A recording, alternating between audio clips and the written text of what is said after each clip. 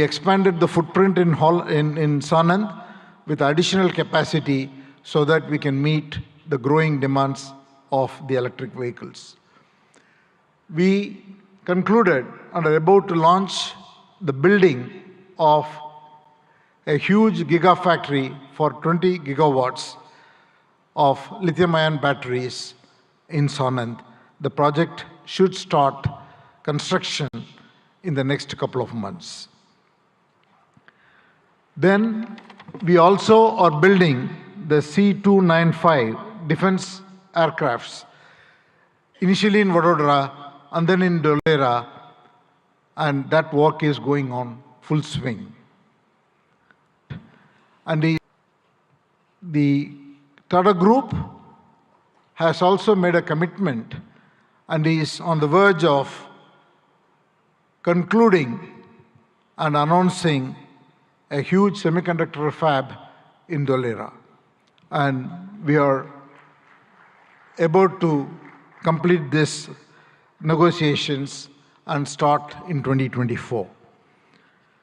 In addition to that, the Tata Group is also building, in partnership with the Government of India and Gujarat government, an Indian Institute of Skills Institute, which will be constructed over 3.2 lakh square feet and should be fully operational and will train more than 25,000 professionals every year, primarily in advanced manufacturing, electric vehicles, advanced electronics, and then hospitality. And the project's first phase will be launched in March 2024. In all, we see Gujarat as a very, very important destination, not only for business growth, but for the future advanced technology industries that India is looking to grow at. With all this, Gujarat is one of the most important destinations for the Tata Group, and we hope to play a very important role in the future of the economic development of this state. Thank you once again, Honorable Chief Minister, for inviting me, and thank you, Prime Minister, for your leadership. Thank you very much, sir. We now invite Mr. Sultan Ahmed bin Sulaim, Chairman, DP World, UAE, for his address.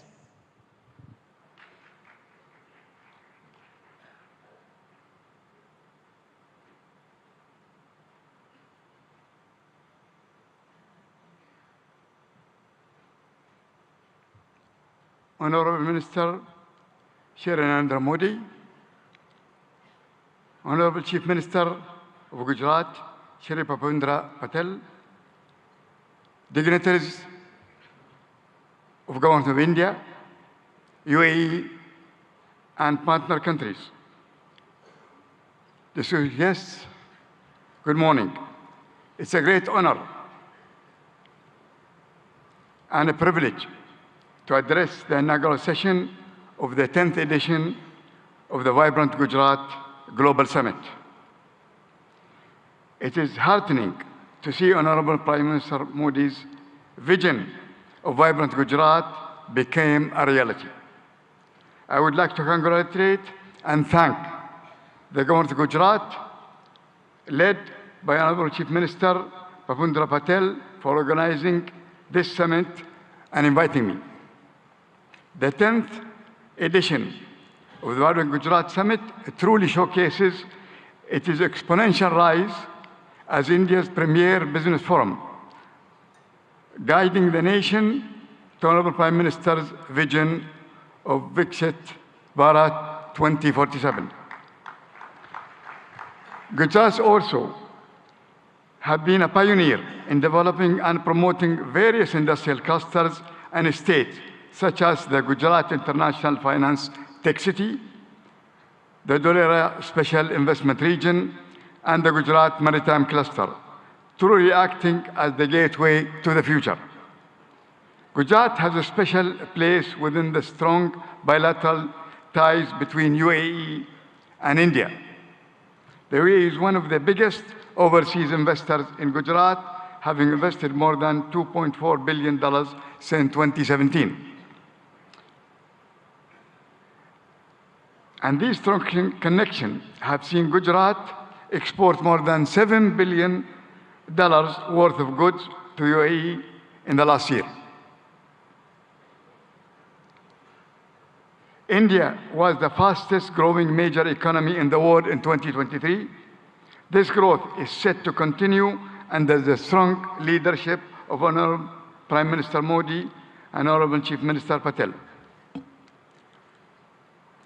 Through investment and initiative like Gati Shakti, Gujarat and India will continue to realize their potential economic powerhouses.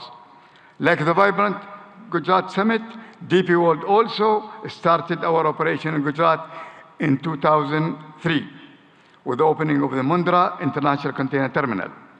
Since 2003, DP World have invested in the state of Gujarat as well in other states in India in the tune of $2.5 billion. To develop multimodal logistics, ecosystem connection ports to free trade zone, container freight station, inland rail terminal, contract logistic, cold chain, and express cargo services. DP World is planning in the next 3 years to invest, in addition to that, $3 billion. We will continue to support Gujarat economy by building state-of-the-art container terminal at Kandla with a capacity of 2 million containers. Looking ahead, we foresee deeper trade, employment, and cultural collaboration between India and UAE. DP World has signed strategic memorandum of understanding with the government of Gujarat on the sideline of the summit, which reiterates our commitment to the state of Gujarat and India. We are proud to partner with the government for the development of India's logistics sector, and we will continue to support the manufacturing industries of Gujarat and the rest of India to make India goods globally competitive and accessible. I am grateful to the government of Gujarat and to the organizer for inviting me to this summit, and I am certain that the 10th edition of Vibrant Gujarat will set new benchmarks for success for years to come. Thank you very much. Thank you very much, sir. We now invite Mr. Shankar Trivedi, Senior Vice President, NVIDIA Global Field Operations, for his address.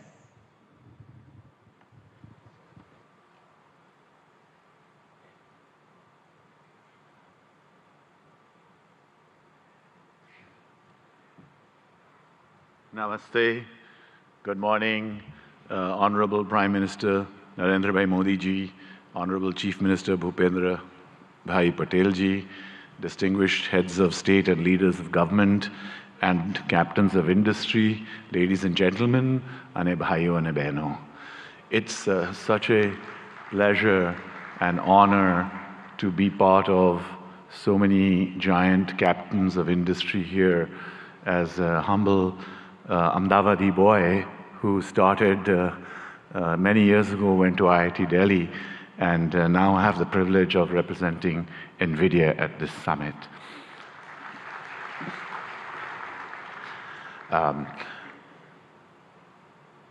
Generative AI is going to change the way we work, the way we do business, the way we govern, the way we live.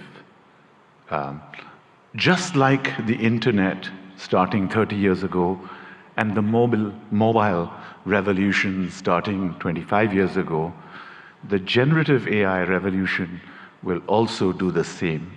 Generative AI is going to affect all of you. More than 5 years ago, Prime Minister Narendra Bhai Modi ji invited my CEO Jensen Huang to deliver a lecture to all of the heads of Indian governments in the Vigyan Bhavan. It is the first time that a global leader actually talked about implementing of AI. Thanks to the leadership of Prime Minister Modi ji, it has been a catalyst to accelerate the adoption of generative AI in India and also here in Gujarat. Today, I want to give you 3 specific things that NVIDIA has actioned over the last few months. Number 1, skills development.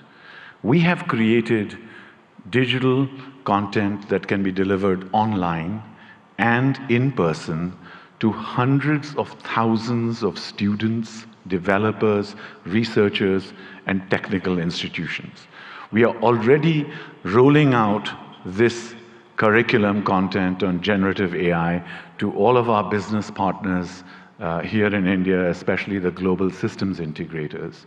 We are now most willing and keen and eager to partner with universities and technical institutions here in Gujarat and elsewhere in India to deliver this compelling content to the hundreds and thousands of developers in India.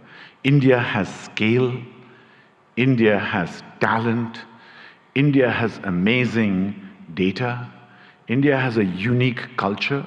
Sovereign generative AI requires scalable AI data center infrastructure, hardware and software in order to be successful. So secondly, I'm delighted to tell you that we are partnering with all of India's leading business groups, the Tatas, Reliance Group, and many others, to set up state-of-the-art AI data center facilities and provision them here in India. Specifically today, I'm very happy to inform you that our partner Yotta is setting up a state-of-the-art AI data center here in Gift City, and it will be available and go live before the end of March. Thank you, sir. And thirdly, we are very strong supporters of Make in India. Make in India for India and Make in India for the world. Our partners such as NetWeb and others, Eviden, Atos, are actually already making state-of-the-art AI hardware for consumption here in India and elsewhere in the world. And we are working strongly with partners both in the upstream semiconductor and ecosystems such as Sanjay and his company at Micron and other semiconductor ecosystem partners, as well as downstream partners such as our system OEMs, our ODMs, our contract manufacturers, and other data center providers to establish a very strong AI electronics ecosystem in India, which can service not just here in India and Gujarat, but also the global economy. Thank you again, sir, and it's a pleasure and privilege to be here. Jai Hind, Jai Garvi Gujarat, and of course, God bless America too. Thank you. Thank you very much, sir. We now invite Mr. Nikhil Kamath, co-founder and CFO, Zerodha.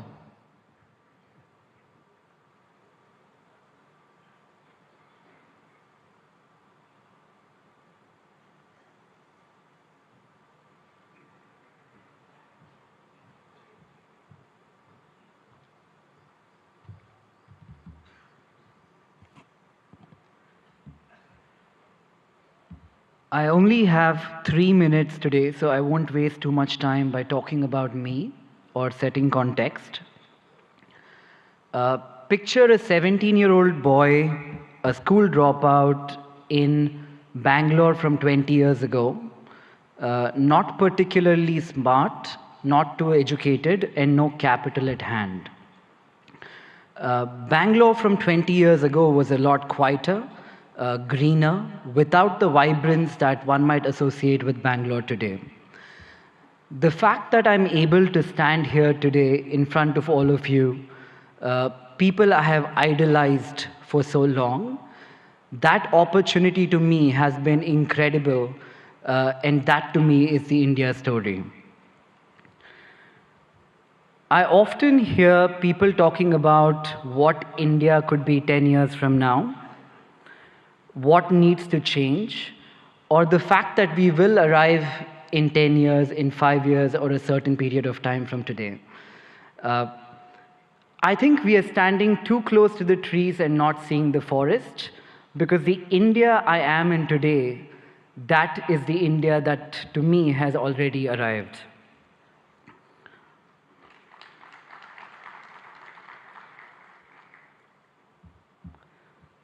The opportunities the country threw to a 17-year-old boy, again with no education, no capital, or exceptionally smart, this, in my view, has not happened forever. The last 10 years have been incredible, and I'm not the only exception here in India. There are many other exceptions like me. We all hang out. We call this the startup ecosystem of India.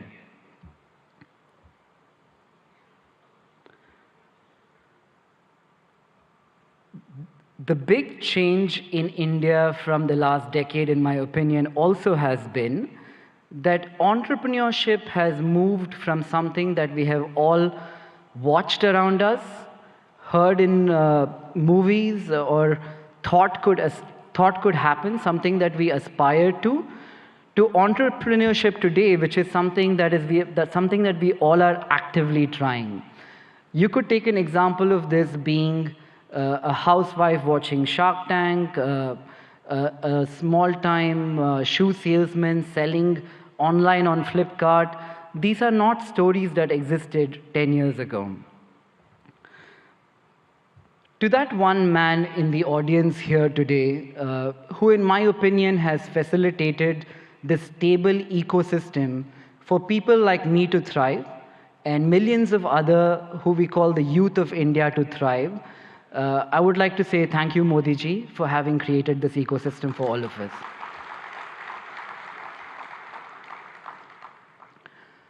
Growing up, I used to talk to people, that one relative in my family who went abroad, studied, and did very well. Traveling to the West seemed to be the best thing that could happen to anybody. Today, when I talk to Indians in the West who have done very well, the only thing I hear from them, it's a very young word. I call it FOMO, the fear of missing out. They're talking about India as the story that they fear missing out today. That change which has happened in the last 10 years is so evident to see that it makes me feel proud. It makes me feel like I'm in the right place at the right time, and that place today is India.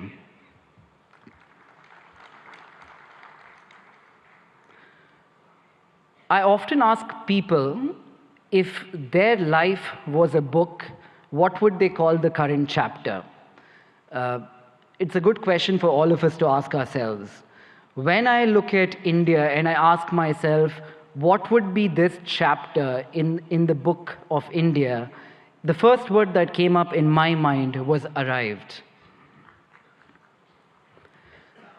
And finally, as I stand here in a room full of politicians, diplomats, dignitaries, mentors, I don't look upon this ecosystem as potential, as the way I'm looking at this today is we're all potential partners in a story that could change the global economic landscape today, and that story is India. And to all the foreign investors here, India is seemingly looking like the coolest party in town. I think what you need to be aware of is if you arrive too late, you might not get in. So I'd like to thank everybody. Thank Modi ji for this opportunity. Thank you, everyone. Thank you very much, sir. Today we have with us dignitaries from a number of countries. We would like to invite them to share their thoughts with us today. We would like to invite His Excellency Mr. Shin Hosaka, Vice Minister for International Affairs, Japan.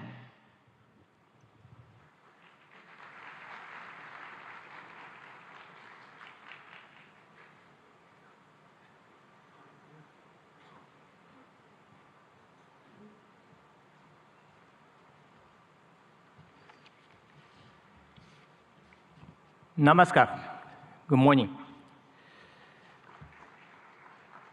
Honorable Prime Minister Narendra Modi, Honorable Chief Minister of Gujarat, Bhupendra Patel, distinguished guests, all the delegates in attendance, my name is Shin Hosaka, Vice Minister for International Affairs of the Ministry of Economy, Trade and Industry of Japan, or METI for short. First of all, on behalf of the Japanese government, I'd like to express our gratitude to Prime Minister Modi for the letter to our Prime Minister Kishida expressing his condolences regarding the large earthquake January 1st in the Noto region in Japan. Thank you very much. Well, thank you for graciously inviting me to Vibrant Gujarat 2024. It's a great honor to have a speech in this Sunday event. With the world facing multiple crises that include natural disasters, climate change, and geopolitical tensions, firm international cooperation for addressing challenges on the global scale is taking on greater importance. I wish to express my admiration for the formidable leadership of Prime Minister Modi, who, despite such difficult circumstances, has successfully upheld India's great responsibility of the G20 presidency and continues to tackle the promotion of economic cooperation among the global South nations and the resolution of other challenges on the worldwide scale. India and Japan are special strategic global partners bound by the universal values of freedom, democracy, human rights, and rule of law that we have shared over our long history of exchange. Being that we are at such global turning point, I firmly feel that more than ever, the strengthening of relations between India and Japan in the economic sector is imperative for the sake of carving out a sustainable, peaceful future. Up to this point, Japanese corporations have continued to invest in the nation of India with a cumulative amount of investment between 2000 and 2023 reaching $38.3 billion. This amount is second in the world when tax havens are excluded. The number of Japanese corporations that have entered into the Indian market and the number of their bases of operations they have respectively reached 1,400 and 4,800. Over time, these corporations have kept on contributing to the further development of India's manufacturing sector, particularly the automotive field. In the state of Gujarat, a manufacturing industry ecosystem centered on the 4- and 2-wheeled vehicle sectors have been intensively built there. In order to further accelerate the Make in India initiative, Japan will further tackle the improvement of the investment environment through support for Japanese industrial parks. Gujarat currently hosts 6 Japanese-style manufacturing schools where we develop human resources to work on the manufacturing front lines. We intend to continue lending our cooperation in this field going forward. Initiatives by Japanese corporations are also extremely active. To give an example, Suzuki has already produced 750,000 vehicles at its Gujarat-based factory that it sells all over the world, not just in India. Moreover, the company has also adopted a plan to export electric vehicles produced in Gujarat to Japan and Europe in 2025 and beyond. I feel deep gratitude toward the Indian Gujarat governments for their cooperation for so long. Last July, we announced the Japan-India Industrial Co-Creation Initiatives in order to go beyond cooperation in the automotive industry and other existing industry domains to create industries in the name of further developing relations between our respective nations as we move forward. In the semiconductor, hydrogen green, and digital domains in particular, METE is carrying out preparation to proactively assist with business development in India. For cooperation surrounding semiconductors, in July 2023, we executed the Japan-India Semiconductor Supply Chain Partnership and launched a policy dialogue. Last November, we promptly held our first meeting of that partnership, which had over 100 individuals representing Japanese semiconductor-related enterprises in attendance. This time, as well, we carefully selected some semiconductor corporations with considerable potential to contribute to India and asked them to accompany us here. We hope to go beyond contribution to the establishment of semiconductor ecosystem in India in the form of developing semiconductor manufacturing environment, improving the logistic environment, and developing semiconductor human capital. For the hydrogen domains as well, we are providing support for attracting Japanese cooperation to India and lowering the initial risk associated with the start of operations in order to accelerate cooperation with the nation. In fact, world-leading equipment such as water electricity systems and ammonia mixed combustion burners is in the process of being introduced in India. In addition, METE will enact budgetary measures of $200 million for the purpose of accelerating economic cooperation with India. Our hope is to develop concrete projects through these funds towards the future.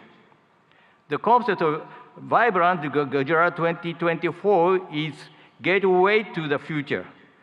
Let Japan, with its accumulation of technology, and India, whose growth is just beginning, join hands in driving forward international society and carving out the future of the world.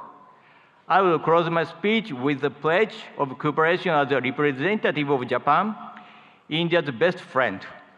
Thank you for being such an attentive audience. Thank you very much. Thank you very much, sir.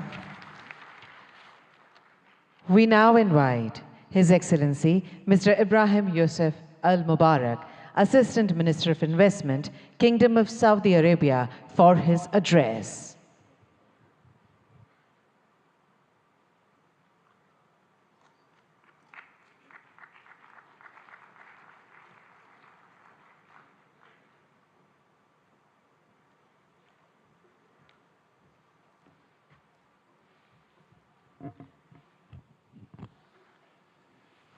الحمد لله والصلاة والسلام على رسول الله. دولة رئيس الوزراء ناريندرا مودي، معالي رئيس الوزراء باتيل رئيس وزراء ولاية جوجرات، أصحاب الفخامة والسمو والمعالي الحضور الكرام، السلام عليكم ورحمة الله وبركاته. نامستي.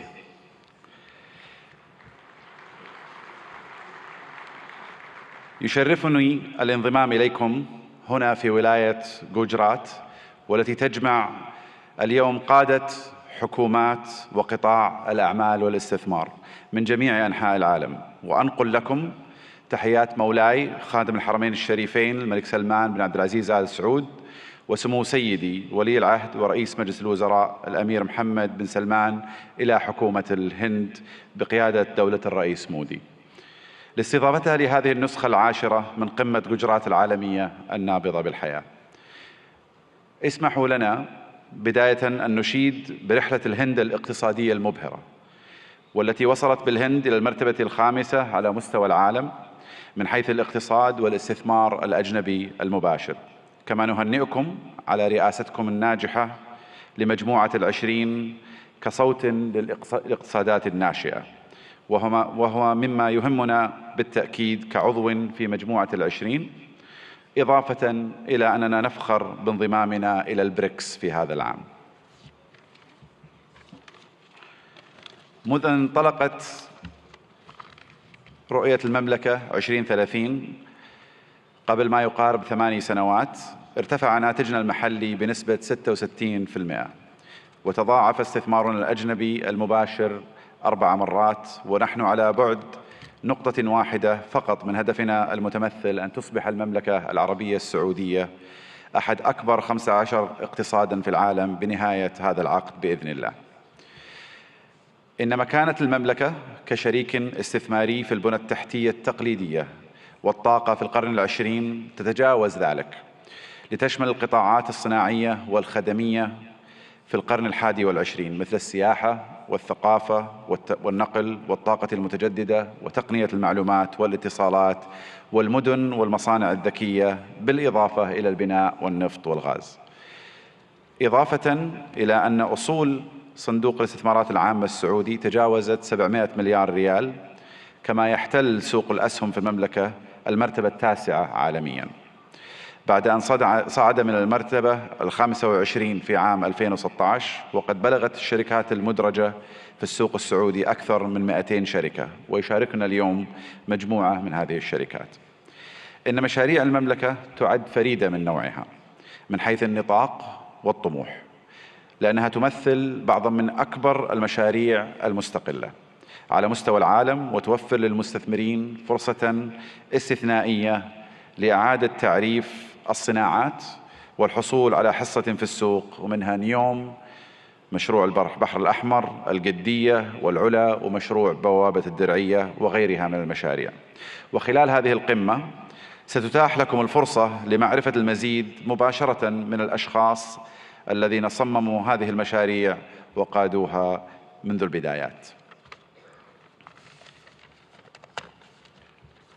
أصحاب الفخامة والسمو والمعالي الحضور الكريم، إن المملكة العربية السعودية لا تشترك مع الهند في المصالح الاستراتيجية فحسب، بل تشتركان أيضاً في طموحات مماثلة تشمل التحول الرقمي والابتكار والدفاع والفضاء. كما تفخر المملكة بكونها جزءاً من الاتفاقية التاريخية والتي تم الإعلان عنها على هامش قمة مجموعة العشرين المثمرة التي عقدتها الهند في سبتمبر الماضي، وهي اتفاقية إنشاء ممر اقتصادي يربط الهند والشرق الأوسط وأوروبا بالسكك الحديدية وخطوط الموانئ وخطوط الأنابيب، كذلك مثل كابلات البيانات والهيدروجين والكهرباء، مما سيعزز بإذن الله سلاسل الإمداد والتوريد في جميع أنحاء العالم، مع خلق فرص استثمارية غير مسبوقة في المملكة والهند والدول الشريكة الأخرى. في الختام أشكر مضيفين الكرام جميعاً على استضافتنا، ونسأل الله لهذه القمة التوفيق والنجاح، وأشكركم جميعاً على اهتمامكم وحسن الاستماع. شكراً جزيلاً، والسلام عليكم ورحمة الله وبركاته. Thank you very much, sir. We now invite Lord Tariq Ahmed, Minister of State, Middle East, North Africa, South Asia, United Nations and the Commonwealth, UK, for his address.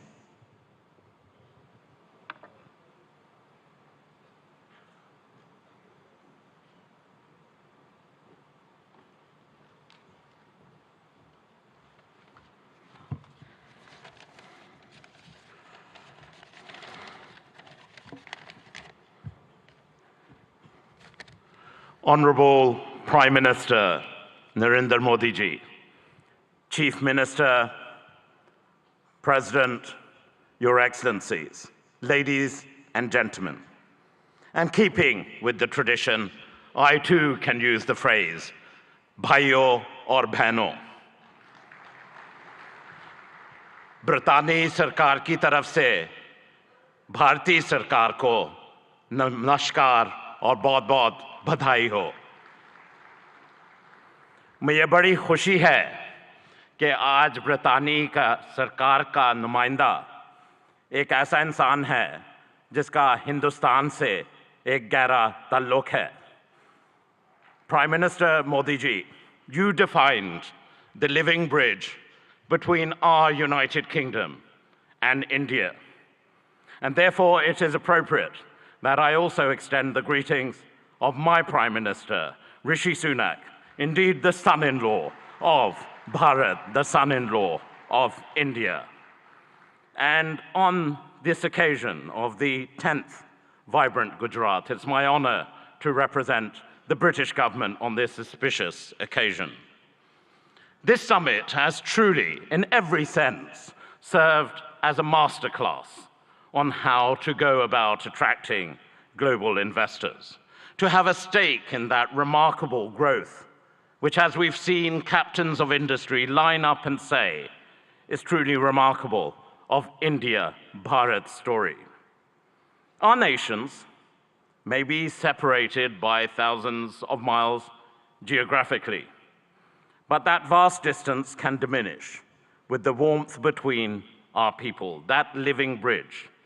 And there is so much in common between our two nations. I'm going to park the whole theory of cricket for a moment, but that is an important bridge. And to those nations represented here who don't quite understand cricket, I assure you we, the UK and India, stand together in helping you understand this great game. But India's leadership, and in congratulating the Prime Minister and indeed the whole government of India on G20 last year, was a true testament to its determination. And I'm grateful to my friend, the Minister for External Affairs, Jaishankar ji, for your leadership during that occasion, along with Prime Minister Modi ji as well. And I'm really confident, Prime Minister, that this living bridge of people and ideas and innovation will truly make our partnership a potent combination for the years ahead. And I just want to reflect briefly on the why this is.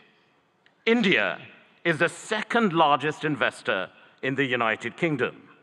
More than 900 Indian businesses operate in the United Kingdom. Indian FDI in the UK is growing faster than any other country. And for our part, the United Kingdom has a unique mix of world-class expertise and indeed talent. Total trade in goods between our two nations stands at over £38 billion. That's close to $50 billion. And that's increased in the last year alone by 24%. And that demonstrates the real strength between the two nations. The United Kingdom is the most globally connected economy in the G20, ranked second globally for soft power, and the first in the G7 for international research, collaboration, and impact. And I know those are important sectors right here in Gujarat and for India as well. And we've heard already a great deal about green finance. London is also #1 globally for green finance. And that's why we are truly ambitious. We are excited by the potential of our partnership with India and in particular with the state of Gujarat. And the United Kingdom is collaborating on many exciting projects in how we develop our relationship with Gujarat as we move forward. Take, for example, the Statue of Unity, designed by UK architects, Arab, which now stands tall as a symbol of a new, confident India. Or the JCB factory, designed by Mott MacDonald, whose machinery is now powering India's incredible infrastructure development. But, Prime Minister, Chief Minister, we want to go further. We want to do more. And of course, we understand the power of education, and we're proud of the strong association between India and the United Kingdom when it comes to our education sectors as well. When you power someone, an individual, no matter where in the world, through education, you empower them, their families, their communities, indeed their nations. And I know, Prime Minister, Modi ji, what a priority this is for you. And it is also live right now. We have just signed a MOU to enable closer collaboration between our higher education institutions. We want to go further in the areas of the creative economy, nurturing artists and boosting cultural exchange. Be in no doubt, business links will continue to grow, creating jobs and prosperity, whether it's from here in Ahmedabad to Aberdeen in Scotland in the United Kingdom. Our old friendship is blossoming into a new partnership. Bharat और ब्रितानी एक बहुत गहरी दोस्ती है, एक जिंदा संबंध है. It is a true friendship, a lasting friendship, a deep friendship, and a binding friendship and partnership for today and the future. हमारी तरफ से आपको चीफ मिनिस्टर साहिब, गुजरात इस मौके पे आपका हम बहुत धन्यवाद करते हैं. Thank you so much. बहुत बहुत धन्यवाद. Namaskar. Thank you very much, sir. We now invite His Excellency Mr. Vahan Karobian, Minister of Economy, Armenia.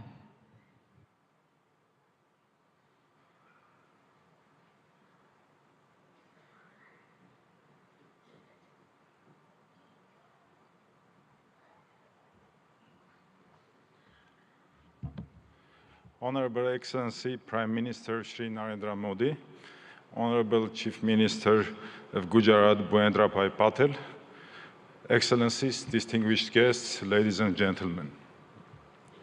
Welcome to the vibrant Gujarat 10th Global Summit. As Minister of Economy of Armenia, I'm delighted to share the remarkable strides of our nation has made, especially in the realm of technology, trade and investment. Our economy is doubled in 3-year time, and economic boom has not only reshaped our domestic landscape, but also positioned Armenia as the most advanced economy within the Caucasus and Eurasian Economic Union. In the burgeoning tech sector, dynamic trade environment and attractive investment opportunities in Armenia have drawn global attention. Our commitment to continuously improving a business-friendly environment is evident in our progressive policies, which have been instrumental in catalyzing growth and innovation. For example, with our good friends from United Arab Emirates, we managed to increase our mutual trade by 10 times to $2 billion in just 2-3 years, building firm trade bridges between different fragments of the world economy. A pivotal aspect of our economic narrative is the increasing movement of trade and investments between India and Armenia. This bilateral investment flow is a testament to the deepening economic ties between our nations. It's heartening to see Armenian investments finding a fertile ground in India, and likewise, Indian investments flourishing in Armenia. We see investments in high-tech manufacturing, metallurgy, mining, jewelry and diamond cutting, and other sectors. Armenia may also contribute to semiconductor efforts of Gujarat and India, especially in R&D services. We have homed R&D centers for several semiconductor companies, such as Cisco, Microchip Technology, AMD, Siemens, NVIDIA, Synopsys, and others.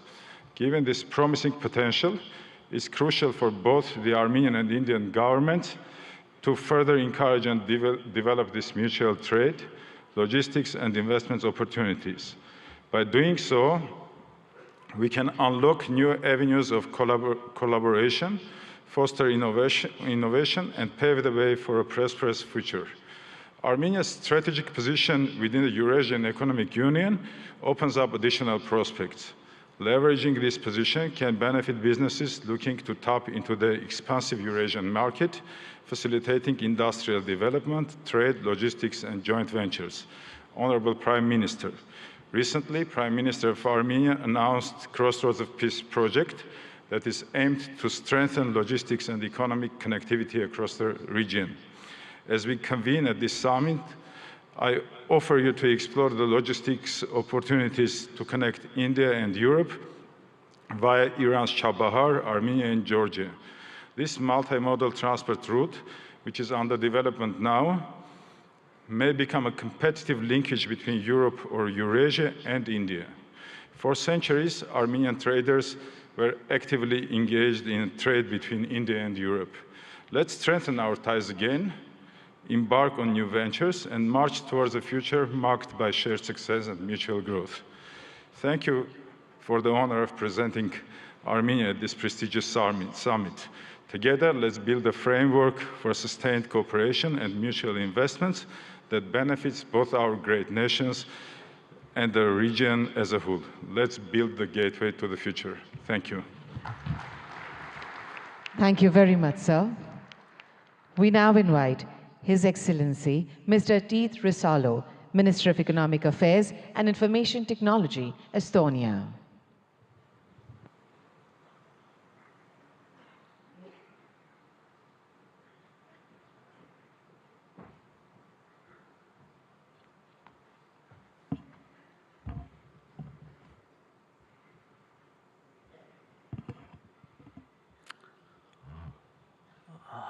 Prime Minister, Chief Minister, Excellencies, ladies and gentlemen, dear friends, namaste, or tere hommikust, as we say in Estonian. I believe India is a spiritual country where people believe still in miracles. And let me present you one straight away. It's me standing here representing the Republic of Estonia, free and independent country with a population of 1.4 million. Archaeology tells us that Estonians have been living in the same place for 5,000 years. But from the written history of 1,000+ years, we have been independent only 50. Despite that, we have maintained a unique culture and a full-blown, unique language and a full-blown culture. We regained our independence only 30 years ago. We started from zero. We had devastated economy, zero capital, and no major natural resources. For now, we are widely recognized as first and one of the most advanced digital societies. Estonia is a global leader in harnessing the power of technology for its citizens. But the truth is, miracles just don't happen. You have to work hard to arouse them. And that's why we are here, to work together with nations and regions who share the same values: democracy, rule of law, market economy, drive forward. India certainly has an instrumental role to play that those values prevail globally. You have proved it repeatedly, most recently with the excellent execution of the G20 presidency. Thank you again, Prime Minister Modi, for the leadership. Estonia is ready to work with you and offer our best knowledge on digital public goods, on e-governance, cybersecurity, green tech, educational technology, and personal medicine. And we know India grows when the states grow. So we're happy to work on all this with Gujarat, because Gujarat means growth. And then, if we work hard, we know the reward. In the end, the truth alone trumps. Thank you. Hope for a good cooperation. Thank you very much, sir.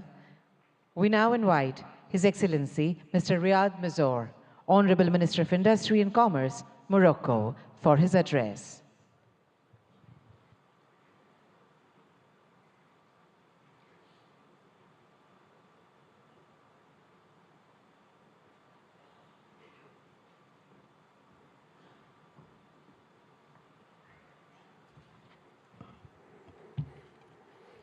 Honorable Shri Narendra Modi, Prime Minister of Bharat.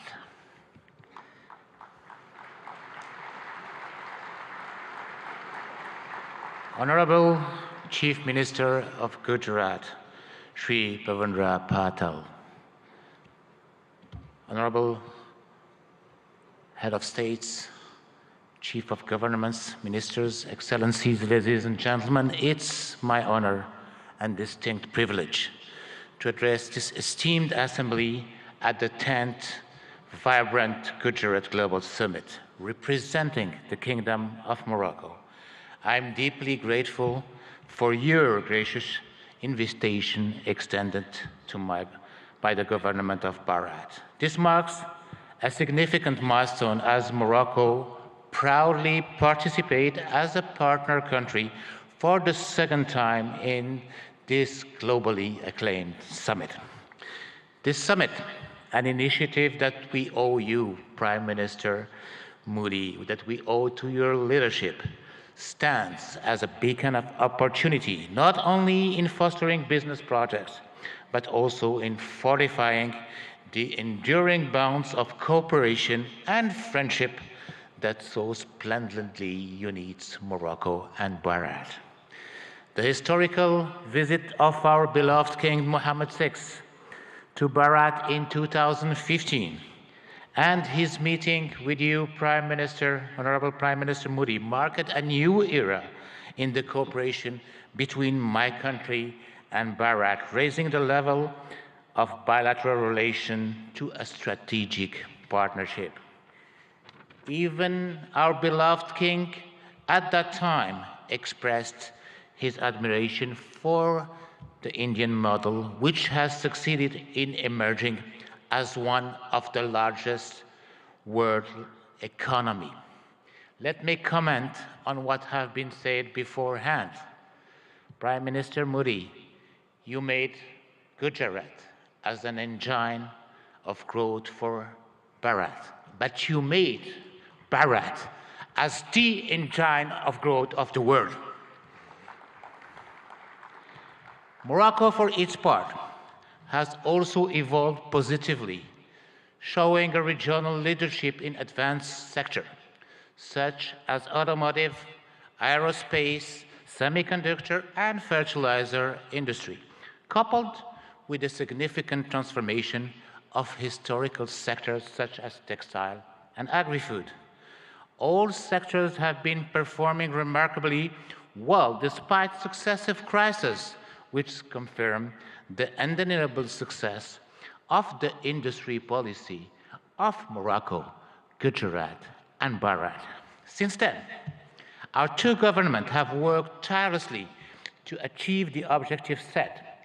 Today, there are almost 50 agreements and MOUs signed in various sectors. Today, there are also 45 Indian companies established in Morocco, while there were only 13 in 2015. Today, our exchanges have tripled from $1.4 billion to $4.2 billion. Today, Gujarat, India, has hosted the most important Moroccan investments in Asia. This is a testimony of the great momentum that has been injected into Moroccan-Indian bilateral relations, and I'm confident this will continue to grow as both of our nations share a commitment to economic growth, sustainable development, and mutual prosperities.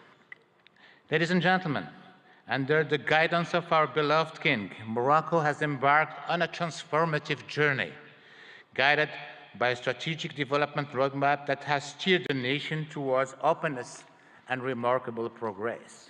In the face of supply shocks and succession of global crises, Morocco's resilience has been extraordinary, showcasing its agility to navigate through multifaceted challenges with innovative solutions. Indeed, our country's GDP has tripled in the last 20 years, and we multiplied our manufacturing export by 6 since 2000. Today, 87% of our export are manufactured products. Today, Morocco is the first manufacturer of cars in Africa and one of the most competitive countries worldwide in producing cars and renewable energy. Well, the best and the most competitive country in producing cars is still Bahrain.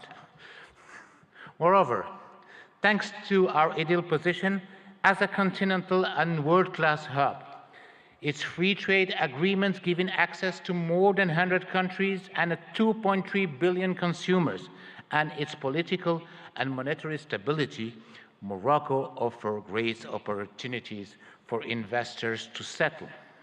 Ladies and gentlemen, given the commitment of my country in accordance with the high rural vision to the promotion of an active, solid, and supportive cooperation in a spirit of co-development and shared growth, Morocco and Bahrain can work closely through a South-South triangular cooperation to promote growth in Africa, India, and in the world. Indeed, our strategic partnership should also enable our countries to develop joint initiatives that include the entire African continent in the process of industrializing and developing economies, but also to ensure food and health securities. Ladies and gentlemen, the time is ripe for Morocco and Bahrain to forge a stronger, more dynamic partnership by leveraging our respective strengths and addressing the challenges together. We can create a future market by shared prosperity, innovation, and growth. Thank you very much. Thank you very much, sir. We would now like to welcome His Excellency Mr. Prakash Sharan Mahad, Finance Minister of Nepal.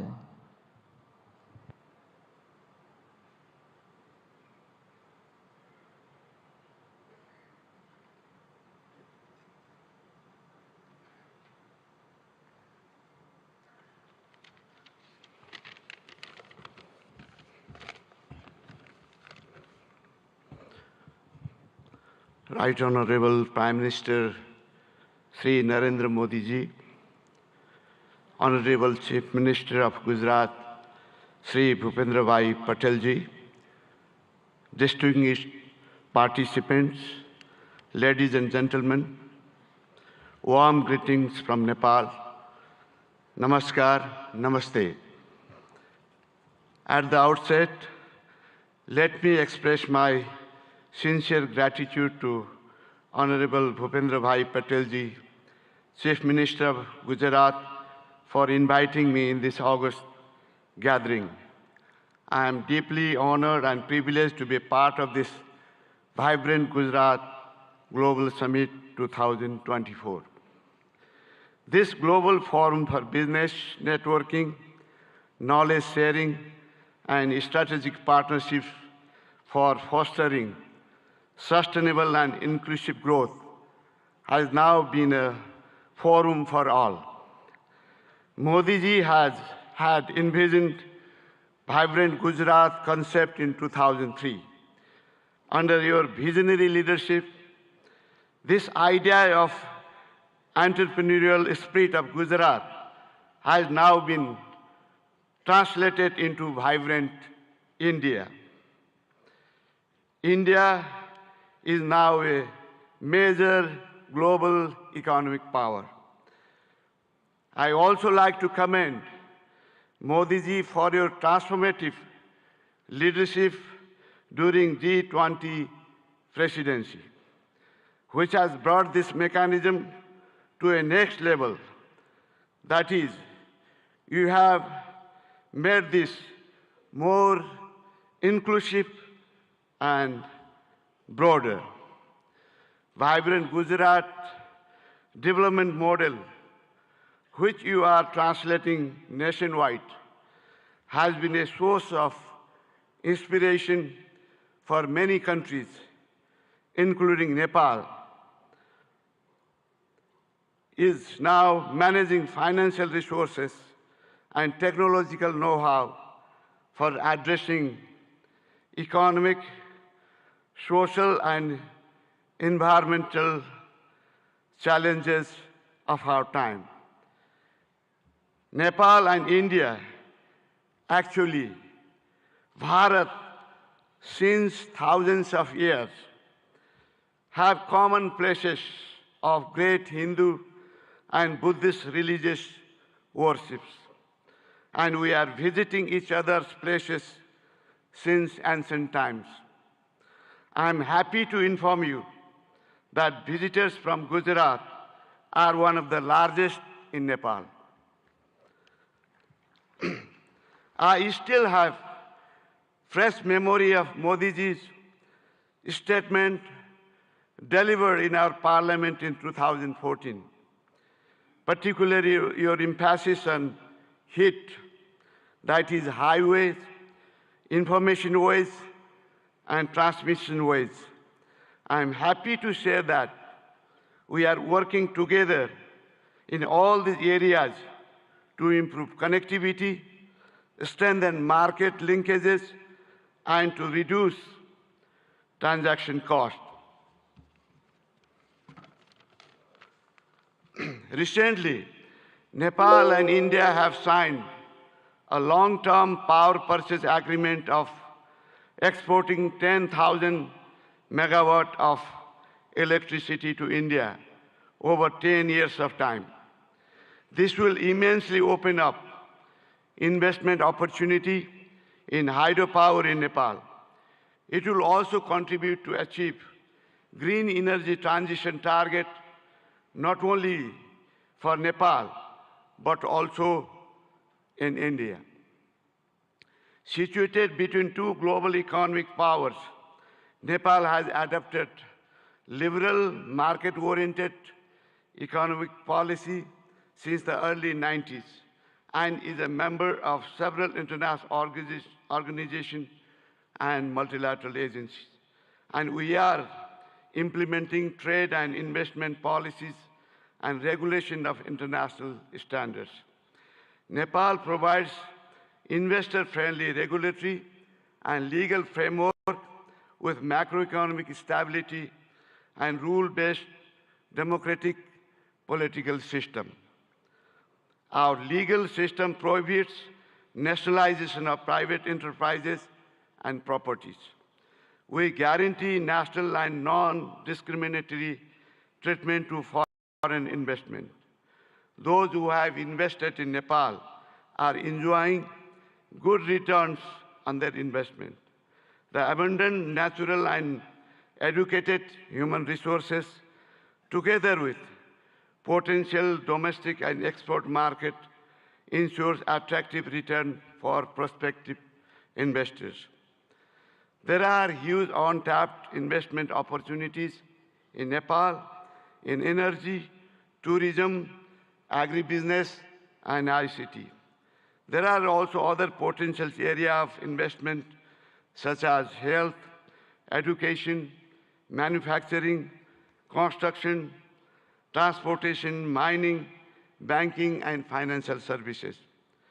Nepal is organizing Investment Summit in April 28 and 29 this year in Kathmandu. I would like to use this occasion to cordially invite all captains of industries and entrepreneurs from India and other participating countries for your valuable involvement in this summit. I hope your innovative business ideas and investment decisions will be a milestone for unlocking growth potential of Nepal. Once again, I would like to express my sincere thanks to the state government of Gujarat for providing me this opportunity to witness remarkable confluence of minds and energies in vibrant Gujarat Global Summit. I wish for the grand success of this summit. Thank you very much. Thank you very much, sir. We now invite His Excellency Mr. Tran Lu Quang, Deputy Prime Minister of the Socialist Republic of Vietnam, to deliver his address.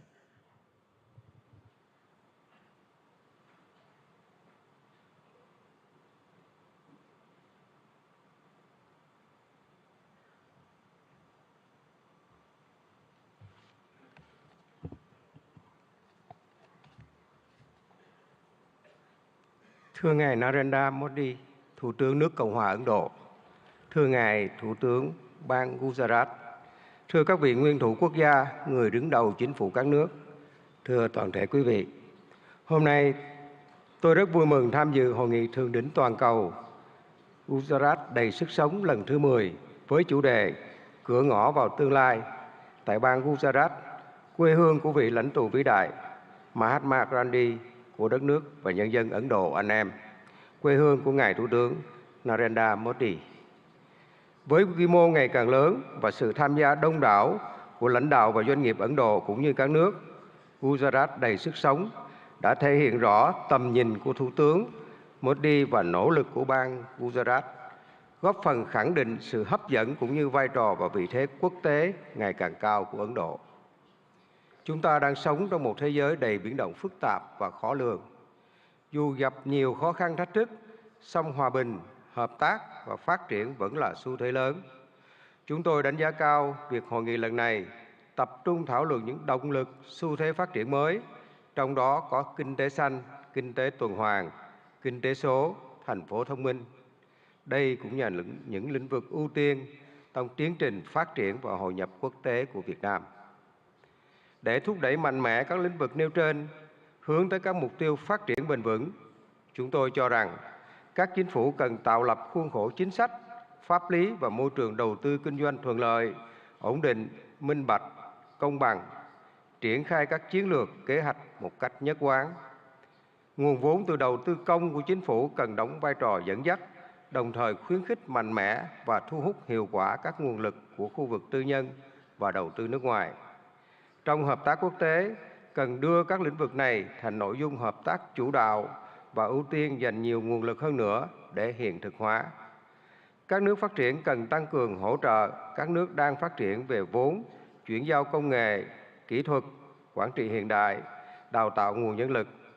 Là nền kinh tế phát triển nhanh và năng động, có quy mô lớn thứ 5 thế giới, Ấn Độ hoàn toàn có thể và đang ngày càng phát huy tốt hơn nữa vai trò dẫn dắt trong tiến trình này. Thưa tất cả quý vị, thời gian qua, quan hệ hữu nghị truyền thống và đối tác chiến lược toàn diện giữa Việt Nam và Ấn Độ không ngừng phát triển trên các lĩnh vực. Việt Nam trân trọng cảm ơn và đánh giá cao sự hỗ trợ hiệu quả của Ấn Độ trong đào tạo nguồn nhân lực, phát triển khoa học công nghệ, chuyển đổi năng lượng, chuyển đổi số. Trong thời gian tới, chúng tôi mong muốn đẩy mạnh hơn nữa hợp tác với Ấn Độ nói chung và bang Gujarat nói riêng, nhất là trong các lĩnh vực có thế mạnh của Ấn Độ và phù hợp với ưu tiên phát triển của Việt Nam. Trong đó, nhiều lĩnh vực sẽ được trao đổi tại hội nghị lần này.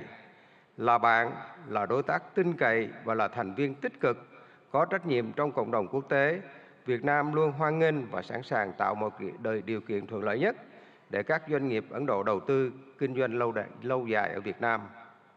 Chúng tôi tin tưởng rằng hợp tác tốt đẹp giữa Việt Nam và Ấn Độ không chỉ mang lại lợi ích cho cộng đồng doanh nghiệp và nhân dân hai nước, mà còn đóng góp tích cực cho hòa bình, hợp tác và phát triển thịnh vượng, bền vững ở khu vực và trên thế giới. Xin chúc Ngài Thủ tướng Modi, các vị lãnh đạo và toàn thể quý vị sức khỏe và hạnh phúc. Chúc hội nghị của chúng ta thành công tốt đẹp. Xin trân trọng cảm ơn.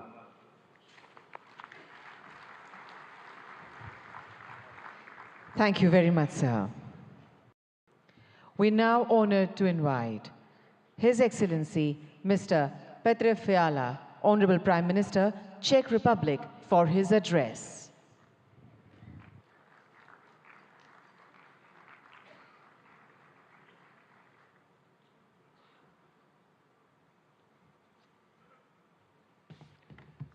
Honorable Prime Minister Modi, Chief Minister Patel, Presidents, Excellencies, ladies and gentlemen. First, please let me congratulate you on 20 years of this successful summit. I'm excited to see Gujarat's impressive economic growth and to feel the energy of the largest democracy in the world. Thank you, Chief Minister Patel, for your kind hospitality. It is a real pleasure to be here. Ladies and gentlemen, the topic of this summit is Gateway to the Future. It is a big inspiration. We are at a special point and can choose our future. It is a time of dramatic risks, but also of great chances, because the problems of today are very complex. It is not wise to concentrate on only one strategy. I think the humanity needs to work with three main priorities, three keys to unlock the gateway. The first key is innovation and new technologies. The second key is advanced industry. And the third key is applied research, which benefits the public, like in health and medicine. Please let me tell you about the position of the Czech Republic. The first key is innovation and new technologies. My country is quickly moving to a higher value economy. We are changing our education system, and we want stronger accent on STEM subjects.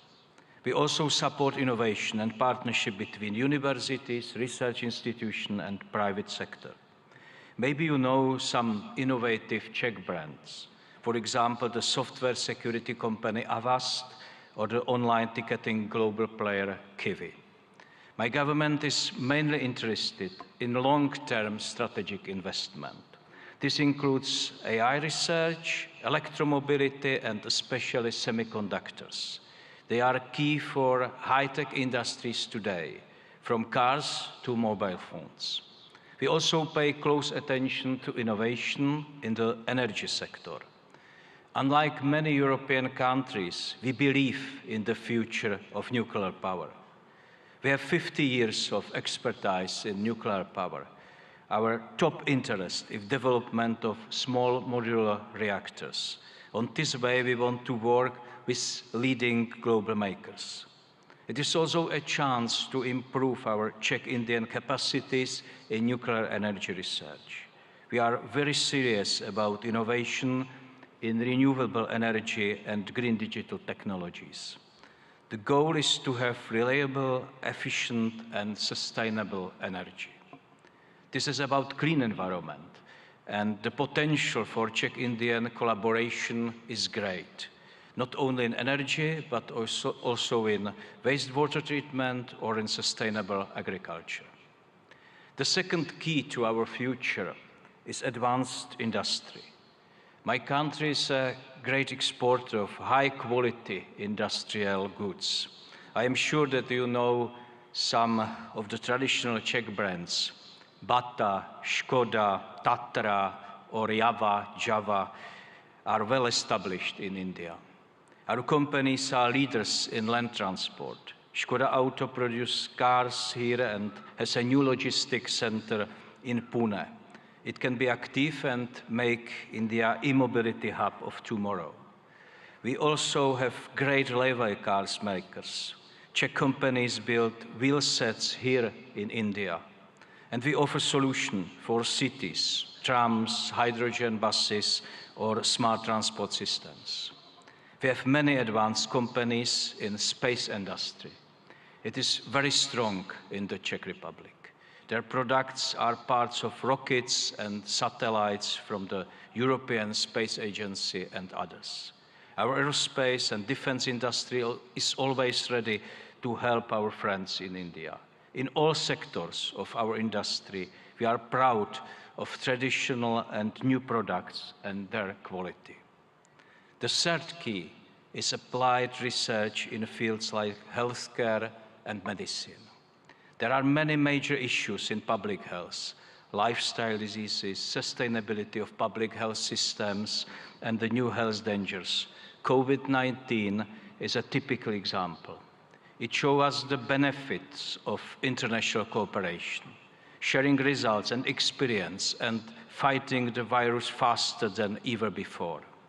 It also shows us the need to be prepared for other new dangers. In health and medical science, fast innovation can bring big benefits to people. Its importance will only increase. There are many bad demographic and lifestyle trends in the world today. And health and medical research is also a very important driver of future economic growth. I am very pleased that Czech Republic and Indian universities cooperate successfully in this area. tomorrow I will visit the NIMS University in Jaipur. It has a strong focus on medical research and training of health professionals. It is an institution which applies experience of top Czech and Indian experts. Ladies and gentlemen, I briefly presented 3 areas, 3 keys which can unlock the gate to our future. With them, we have a chance for a sustainable future. It offers a better life for humanity. All of them are connected to science, technology, and innovation. This is intentional. I believe that knowledge is the most important factor for growth, well-being, and happiness. I'm very happy that the partnership between India and the Czech Republic is based on this vision. We show this today together with Prime Minister Modi by endorsing our strategic partnership on innovation. The partnership covers many areas, including science, new technologies, energy, healthcare, or infrastructure. There is great potential in this joint statement. India and Czechia understand the role of innovation in solving the challenges of today. Our countries believe that the economy of the future will depend on deep cooperation. This gives me great hope that our partnership will bring concrete results for our peoples. Ladies and gentlemen, the future can bring many new problems, but we already know how to be prepared by focusing on skills and innovations and by working with trusted partners. I wish you a successful discussion and thank you.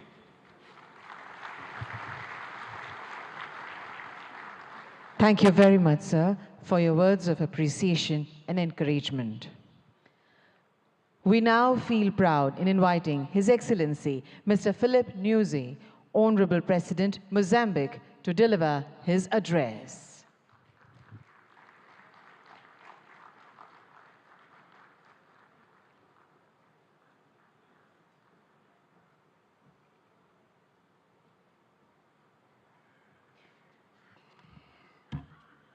Muito obrigado. Sua Excelência Narendra Modi Ji, Primeiro-Ministro da República da Índia. Sua Excelência José Ramos Horta, Presidente de Timor-Leste. Sua Excelência Petra Fiala, Primeiro-Ministro da República Tcheca. Sua Excelência Bhupendra Patel, Ministro-Chefe do Estado de Gujarat. Senhores ministros presentes nesta cimeira, minhas senhoras e meus senhores. Inicio a minha intervenção saudando e agradecendo a Vossa Excelência e meu irmão Narendra de Mordadas Modi, Primeiro-Ministro da Índia, pelo convite que nos foi formulado na qualidade de parceiro para participar neste evento de grande relevância para os nossos países. Aproveito a ocasião para felicitar a vossa presidência do G20, o momento histórico que conseguiu colocar o continente africano, ou seja, a União Africana, como membro permanente do G20. Saudamos de forma distinta a Sua Excelência Bhupendra Patel, Ministro-Chefe do Estado de Gujarat, ao povo e governo de Gujarat, pelo acolhimento que nos tem sido dispensado desde a nossa chegada a esta histórica cidade industrial, o maior centro de refinaria de petróleo do mundo e de corte e polimento de diamantes. Senhor Primeiro-Ministro, Excelências,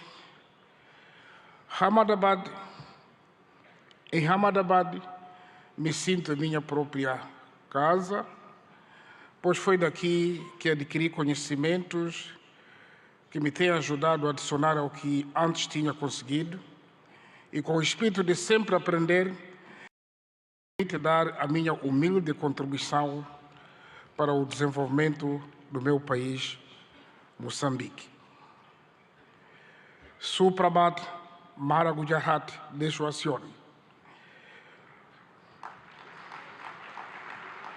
Umujamachu Habar Namaste.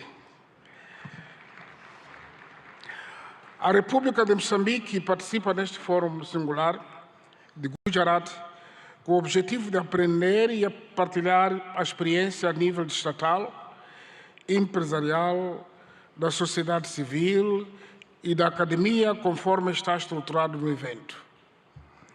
É nosso interesse identificar oportunidades e estabelecer parcerias para coletivamente e com base em vantagens mútuas criar alicerces para o desenvolvimento harmonioso, criação da riqueza e do bem-estar para os nossos povos. A República da Índia e o Estado de Gujarat, em particular, oferecem a muitos países em desenvolvimento a oportunidade de partilhar a experiência de resiliência e de superação perante obstáculos ao desenvolvimento. O fato desta Cimeira Bienal, instituída há mais de 20 anos, assumir-se como ponto de partida para a autossuficiência de uma região. A Cimeira Global de Gujarat tem também a particularidade de encorajar os países e Estados a fazerem uma apresentação sobre as oportunidades de negócio e de investimentos que oferecem. O nosso interesse em aprender da experiência de Gujarat é ainda maior porque acreditamos na estratégia de desenvolvimento baseada na autossuficiência, ou seja, na produção e transformação interna de recursos ao nosso dispor, destinada a autoconsumo e exportação. Por outro lado, os momentos temáticos agendados nesta edição da Cimeira Global de Gujarat abrangem áreas importantes para o fortalecimento da nossa cooperação bilateral. Destacamos a promoção da feira comercial, os temas sobre a transição para a economia verde no âmbito do desenvolvimento econômico sustentável, tecnologia e inovação como motores de crescimento econômico e a questão do financiamento de infraestruturas sustentáveis. Excelências, Moçambique é um país com potencialidades econômicas ainda por explorar. Pois vejamos, possui terras aráveis e rios abundantes, condições propícias para a prática da agricultura industrial, pecuária e pesca. Mantém enormes reservas para o desenvolvimento da indústria extrativa e transformadora. O país dispõe ainda de grandes reservas de areias pesadas, para além de outros minérios de elevado valor comercial, como tais diamantes, pedras preciosas, cobre, ferro, grafite. Aliás, falando do grafite, o CEO da Suzuki falou da produção de baterias. Imediatamente eu convido para produzir em Moçambique, porque grafite está em abundância. Mas também Moçambique possui carvão mineral e já estamos a exportar para este país em grandes quantidades. Isso só para citar alguns exemplos. O nosso país é também conhecido como detentor de enormes potenciais energéticos, energia hídrica, eólica e solar, e estamos agora a projetar a construção de uma grande barragem hidroelétrica para mais de 1.500 megawatts. Esperamos que pode haver interesse de participar conosco ainda. Isso incluindo também uma das maiores reservas de gás natural do mundo, na bacia do Rovuma. Aliás, sei dizer que 3 empresas maiores deste país são parceiros na exploração do gás em Moçambique. Moçambique oferece igualmente oportunidades para o desenvolvimento de todo tipo de turismo, incluindo o ecoturismo. O nosso país, por ser banhado pelo nosso oceano comum, que é o Oceano Índico, permite que o canal de Moçambique seja a rota comercial estratégica de muitos países, incluindo os países de hinterland da África Austral, cujo acesso ao mar é através de Moçambique. Também desfilou neste pódio o CEO do DP World. Ele pode ser testemunho porque já estão a operar nos portos moçambicanos. Portanto, investir em Moçambique é também tirar benefício das oportunidades econômicas que a sub-região da África Austral, isto é, dos países da SADC, oferece com um mercado de mais de 250 milhões de habitantes. A legislação sobre investimentos em Moçambique oferece um pacote de investimentos de incentivos aos investidores que decidam apostar no país para a produção de bens e serviços que criam oportunidades de emprego para os jovens moçambicanos e concorram para o acréscimo de valor, industrialização e modernização da economia. Neste contexto, para fortalecer a cooperação internacional, através da criação de parcerias produtivas, conducentes a uma rápida aceleração do crescimento econômico global e melhoria das condições de vida das nossas populações, convido mulheres, homens de negócios indianos e de todas as outras partes do mundo aqui presentes a investir em Moçambique numa base de ganhos mútuos. O governo de Moçambique tudo faz e fará de modo a assegurar uma parceria econômica em que todos saiamos a ganhar e juntos contribuamos para um mundo próspero para nós e para as futuras gerações.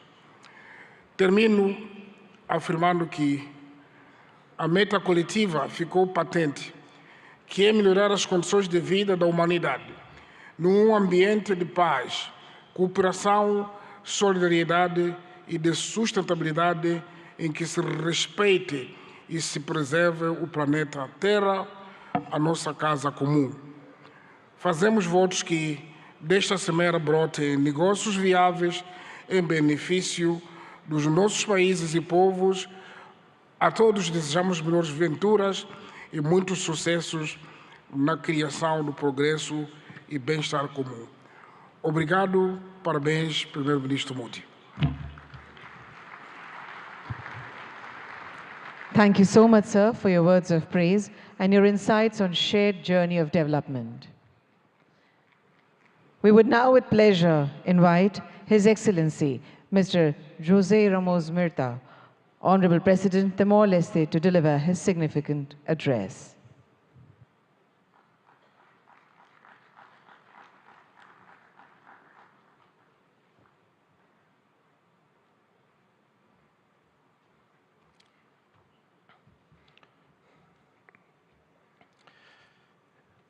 Excellency Prime Minister Modi, Chief Minister Patel, Excellency President of Mozambique, Felipe Jacinto Nyusi, Prime Minister of Czech Republic, ladies and gentlemen.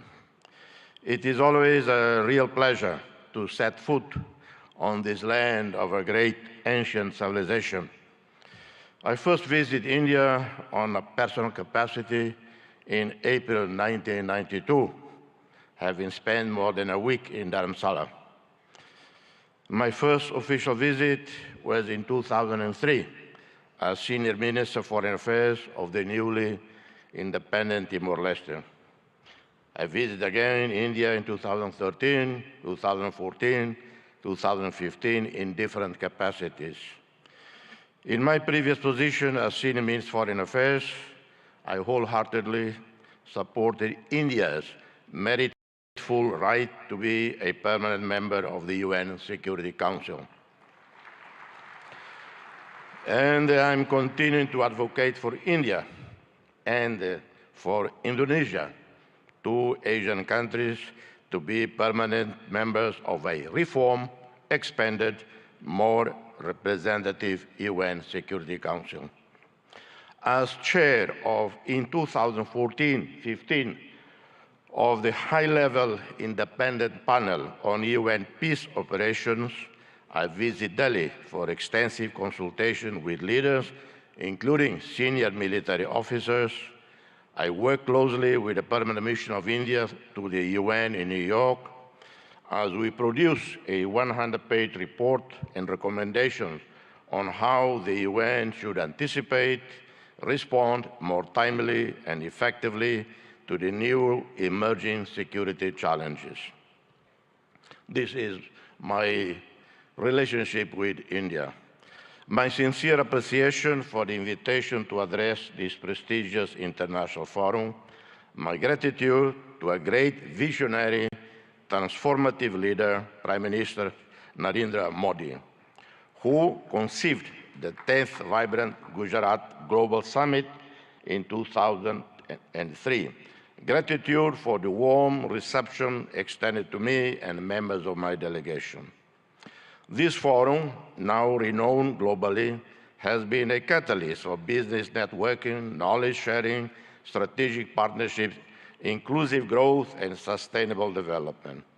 The state of Gujarat, driven by an inherent entrepreneurial spirit, has emerged as an industrial leader and a favored destination for investment. Timor-Leste, for its part, represents an oasis of peace, tolerance, and stability, where fundamental rights and freedoms are strictly safeguarded. The International Media Watch, called Reporters Without Borders, based in Brussels, rates Timor-Leste number 10 globally in media freedom out of 193 countries. Timor-Leste stands out with a business environment conducive to investments, having consolidated global presence as an active member of the United Nations, the Community of Portuguese-speaking countries, CPLP, a pioneer, founder of the G7 plus fragile states, leader and spokesperson in climate change within LDCs and SEEDS. We are progressing our membership process with WTO, which should happen probably in February, hoping to formally exceed by March this year. Formal ASEAN membership should occur in 2025. We are committed to creating a favorable business environment with legislation in line with international best practices, protecting foreign investments, eliminating double taxation, open PPPs, BOTs, and any other mutually beneficial modality consistent with the priorities outlined in our National Strategic Development Plan. We have a sovereign wealth fund with significant investments in U.S. Treasury bonds and other developed market bonds, and have invested significantly in equities internationally with more than 1,000 portfolios, with annual returns of over 8%. We have zero debt to commercial banks.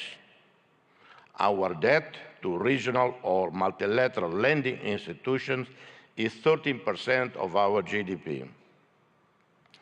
Our young and vibrant diaspora present in countries such as Australia, South Korea, Indonesia, Malaysia, Portugal, the United Kingdom contribute significantly to the development of both host countries and Timor-Leste, with foreign remittances being an important part of our society well-being. We invite you, ladies and gentlemen, to invest with us, be part of the realization of a dream. Opportunities abound. I outline some. In the tourism sector, almost the entire northern coast of Timor-Leste, plus Atauro and Jaco Islands, teem with the richest biodiversity in the world. That's according to Conservation International, not according to me personally. Boasting the healthiest coral biodiversity in the entire region, known as the Amazon of the seas. Atauro Island, located north of Timor-Leste's capital, is recognized as a most important part of the global center of marine biodiversity and a global priority for conservation. We integrate a region that covers 1.6% of the planet's ocean area, bursting with marine life, home to 76% of all known coral species in the world, and habitat of more than 3,000 species of fish. We are seeking investments and partnerships in hotels, resorts, homestays, convention centers, restaurants, services, customer support, wellness, and hospitals. In the oil, gas, minerals and renewables, we have a vast resources, oil and natural gas reserves, onshore and offshore, within our exclusive economic zone, where the Greater Sunrise gas field stands out, whose consortium led by Woodside is expected to bring this important wealth onshore very soon. In the coming years, Timor-Leste will invest in the construction of a modern gas pipeline and petrochemical industry as part of our major Tasimane project. This major national investment includes, among others, the construction of a refinery, the adaptation of our power station to natural gas, and the development of a multifunctional supply base for all their related needs. We also have large reserves of other minerals, huge marble structures, limestone, as you know, a key resource for the development of cement industries and other construction products, capable of feeding the domestic market and supplying growing foreign demand. Green economy, renewable energies. Committed to sustainable development, we seek to invest in renewable energy as prudent, incremental transition to renewable energies. We are looking forward to working with the UAE, led by a visionary leader, our friend, President Sheikh Mohammed bin Zayed Al Nahyan, with whom we share many commonalities. This is in line with commitments made at the recent COP28 summit held in Dubai. I take the opportunity to congratulate His Royal Highness, the President of UAE, Sheikh Mohammed bin Zayed Al Nahyan, for the success of the UAE chairmanship of the 28th Conference of the Parties to UNFCCC.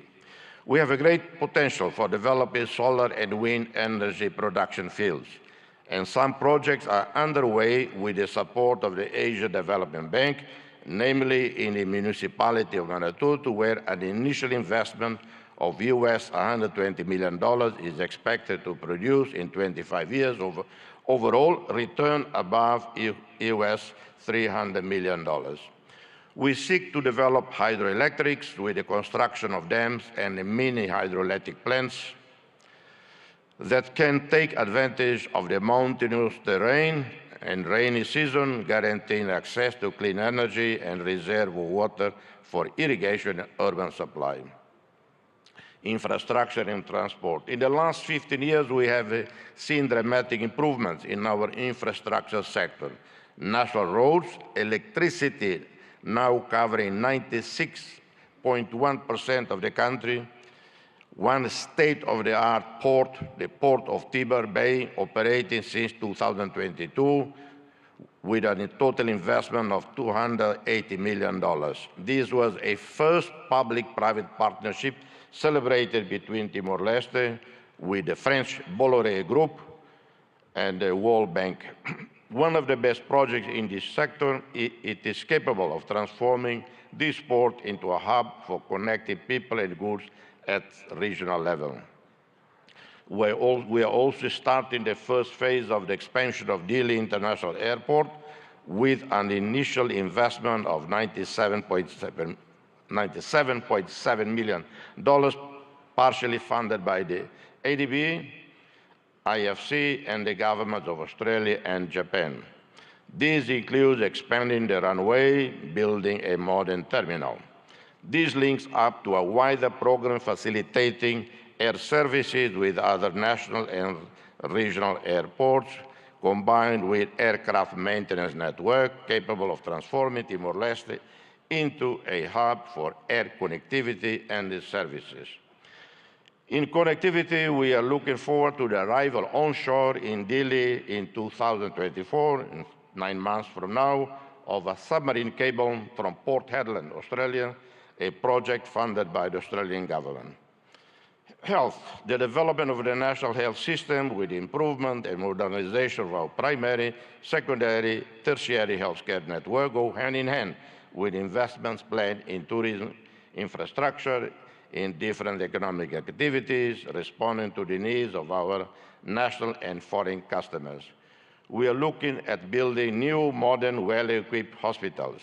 In 2002, we had 20 medical doctors for roughly 900,000 people. In 2024, we have over 1,200 medical doctors for 1,400,000 people.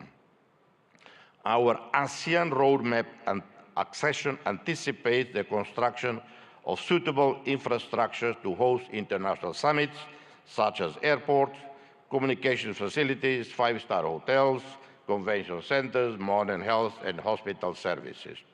Agriculture, fisheries, and forestry. Timor-Leste has great potential for agricultural development. Traditional crops such as rice, coffee, maize, cassava, cocoa, vanilla. We have one of the best, or I would say the best coffees in the world. I apologize to any coffee producing country here, but I think we are rated the best in the world. And the Prime Minister, I suggest Indians should drink more coffee. That would help selling our coffee. We plan to develop projects that can respond to the needs of domestic consumers, enhance food security and self-sufficiency in order to reduce excessive dependence on imported food. We will invest more in the production, processing, distribution, and export of meat, fish, and seafood, milk, and dairy products with added value that may contribute to reducing malnutrition and poverty. Investments can also be in the reforestation of areas at risk of natural disasters, planting traditional species such as sandalwood, or those with great commercial potential such as mahogany. Inspired by India, we seek technologically sustainable growth, promoting innovation and digital economy. India has highly trained and specialized human resources in the new technology sector, taking advantage of the different telecommunications infrastructures. You have also been successful in developing highly profitable digital economy projects that benefit the entire production value chain. You have linked producers, distributors, retailers, and consumers on the one hand, and promoting increasingly innovative, creative, competitive products through digital platforms and social online networks on the other. Prime Minister, dear friend, we eagerly anticipate the inauguration of the Embassy of Democratic Republic of Timor-Leste in Delhi soon, this year. Simultaneously, we await with great anticipation the opening of the Embassy of India in Delhi, thereby solidifying the visionary concept put forth by Your Excellency Prime Minister Modi, a call to forge a Delhi axis of progress and development. The problem with Delhi is sometimes people intend to come to Delhi. Instead, they end up in Delhi. And it happened many times. This axis of progress is set to build upon the robust foundations laid by our shared bilateral and multilateral cooperation. It promises to be a testament to an enduring friendship, echoing the dedicated service of Indian diplomats, such as Ambassadors Kamalesh Sharma, Atul Kar, two dear friends, who serve in our country as special representatives of the UN Secretary General in Timor-Leste. Our gratitude extends to the 7,737 peacekeepers, military and police, who played a critical role over a decade of United Nations missions in Timor-Leste. India, a contributor, active contributor to UNTAED, UNICEF, UNOTIL, UNMIT played critical role in fostering stability and security in Timor-Leste. India's commitment to assisting Timor-Leste in developing essential human resources, diplomats, and the leadership officers as part of its process to accession to ASEAN is highly commendable, and we are very grateful to you, Prime Minister. Notably, 12 diplomats have recently undergone training at the Sushma Swaraj Institute of Foreign Service, a demonstration of fulfillment of this commitment. We hope to expand this partnership in coming years. May this summit thrive as a catalyst for fostering fruitful partnership for global sustainable development and shared prosperity. I thank you, and God bless you all. Thank you. We are privileged to have heard the Nobel laureate, His Excellency Mr. Jose Ramzota. Thank you so much, sir, for your enriching address. Honorable Prime Minister Shri Narendra Modi ji, a global leader rooted in the philosophy of Vasudhaiva Kutumbakam, envisions a sustainable future through initiatives like Viksit Bharat at 2047, aiming for a developed India by 2047 with a 5 trillion economy. He relentlessly emphasizes sustainable growth.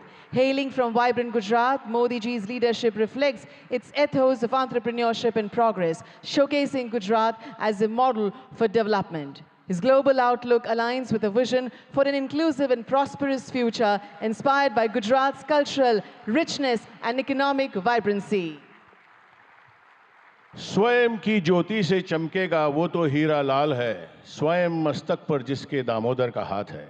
Ladies and gentlemen, please join your hands together to welcome the one and only Honorable Prime Minister of India, Shri Narendra Modi ji.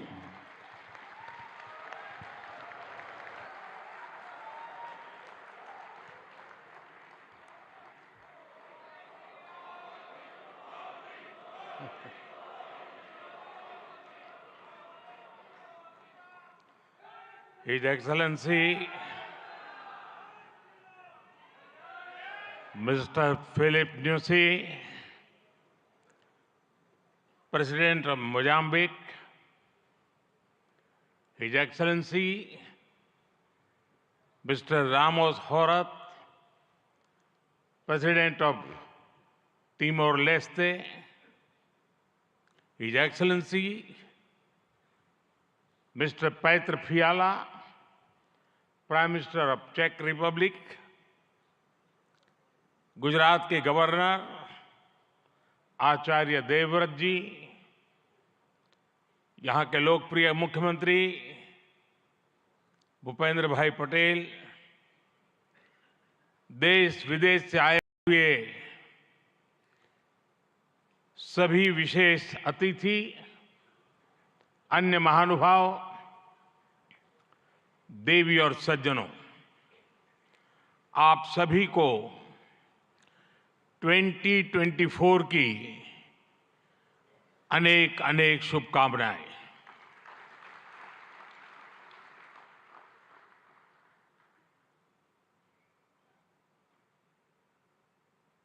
निकट भूतकाल में भारत की आजादी के 75 साल पूरे हुए और अब भारत अगले 25 वर्षों के लक्ष्य पर काम कर रहा है। जब भारत अपनी आजादी के 100 वर्ष मनाएगा, तब तक हमने भारत को विकसित बनाने का लक्ष्य रखा है और इसलिए ये 25 साल का कार्यकाल भारत का अमृतकाल है। ये नए सपने, नए संकल्प और नित्य नूतन सिद्धियों का कार्यकाल है। इस अमृतकाल में ये पहली वाइब्रेंट गुजरात ग्लोबल समिट हो रही है और इसलिए इसका महत्व और बढ़ गया है। इस समिट में आए 100 से ज्यादा देशों के प्रतिनिधि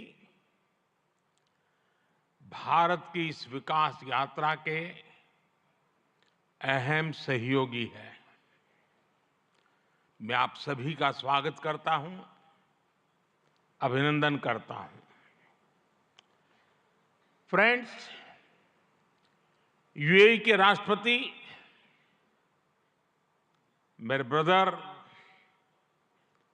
his highness Sheikh Mohammed bin Zayed का इस आयोजन में शामिल होना हमारे लिए बहुत खुशी की बात है।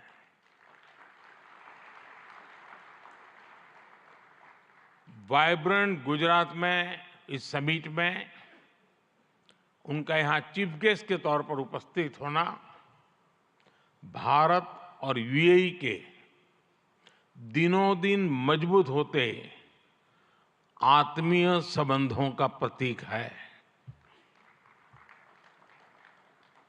कुछ देर पहले हमने उनके विचार सुने। भारत को लेकर उनका विश्वास, उनका सहयोग बहुत ही गर्मजोशी से भरा हुआ है। जैसा उन्होंने कहा, vibrant Gujarat summit economic development और इन्वेस्टमेंट से जुड़ी जानकारियों और अनुभव साझा करने का ग्लोबल प्लेटफॉर्म बन गई है। इस समिट में भी भारत और यूएई ने फूड पार्क्स के विकास के लिए, रिन्यूएबल एनर्जी के क्षेत्र में सहयोग बढ़ाने के लिए, इनोवेटिव हेल्थ केयर में निवेश के लिए कई महत्वपूर्ण समझौते किए हैं। भारत के पोर्ट इंफ्रास्ट्रक्चर में यूएई की कंपनियों द्वारा कई बिलियन डॉलर के नए निवेश पर सहमति बनी है। यूएई के सॉवरेन वेल्थ फंड द्वारा गिफ्ट सिटी में ऑपरेशन शुरू किए जाएंगे। ट्रांसवर्ल्ड कंपनी यहां एयरक्राफ्ट और शिप लीजिंग एक्टिविटीज भी शुरू करने जा रही है। भारत और यूएई ने जिस तरह अपने रिश्तों को एक नई ऊंचाई दी है, उसका बहुत बड़ा श्रेय मेरे brother his highness Sheikh Mohammed bin Zayed को जाता है। फ्रेंड्स, मोजाम्बिक के प्रेसिडेंट हिज एक्सेलेंसी न्यूसी से कल भी मेरी बहुत विस्तार से बात हुई है। उनके लिए तो गुजरात आना पुरानी यादों को ताजा करने जैसा है। प्रेसिडेंट न्यूसी आईआईएम अहमदाबाद के एल्यूमनाई है।